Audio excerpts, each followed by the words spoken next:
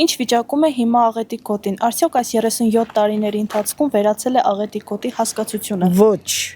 Ոչ, արդեն 33 տարի եսպես թափառական մանկուկամ, կորցրել եմ ու չեմ ստացել, արդեն 14-րդ տեղն է տիաբդի տեղափոխվում, աղջիկ ջան։ Ավտոկայանի տարածքը թեթևցել է, դոմիկների քանակը պակսել է, բայց ընդհանուր առմամբ իրավիճակը չի փոխվել։ Աղետի գոտին երևի ահագին սարկած է, չեմ ասել քանի տոկոս, ահագին սարկած է, կամ արդեն որ մոռացել է, բայց հələ կա, դիակ երևա էլի որ կա։ Ճիշտ է, մարդիկ շատ են տներ ստացել, բայց էլի բավականին շատ կա, չէ, այդպես չէ որ Աղետի գոտին կարելի համարել վերացած։ Դեռ չի վերացել Աղետի գոտին, քանի որ տնակները շատ են։ Աղետի գոտի հասկացությունը չի վերացել, քանի որ երկրաշարժից հետո շատ դոմիկներ են մնացել։ Իմ կարծիքով չէ։ Ճղկա համարը քան դոմիկ են կանոր պակսը էդ է։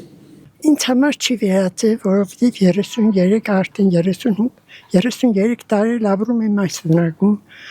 Այն ժամանակ ես երկու աղջիկներ էինք,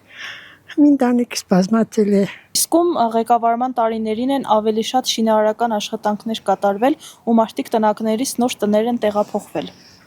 Ես չեմ կրնասում ժամանակեն այդպես եղել,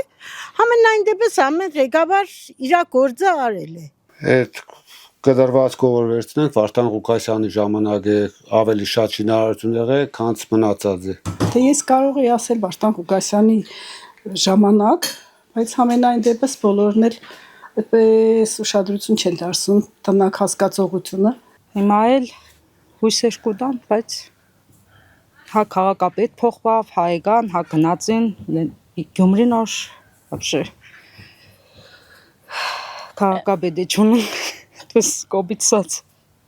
Իսկ շինարարություն կատարվել է միայն կարծեմ Վարդան Ղուկասյանի օրոք Գյումրիում։ Դրանից հետո ես չեմ նկատել, որ շինարարություն լինի Գյումրիում եւ բնակարաններ հասկացնեն դոմիկներում ապրող մարդկանց։ Օրինակ ես մեծ թաղը 1000 բնակարան էր, 1000 ընտանիք կաբր էին, 1000-1100 երևի, բայց սա Քոչարյանի ժամանակ գնացին։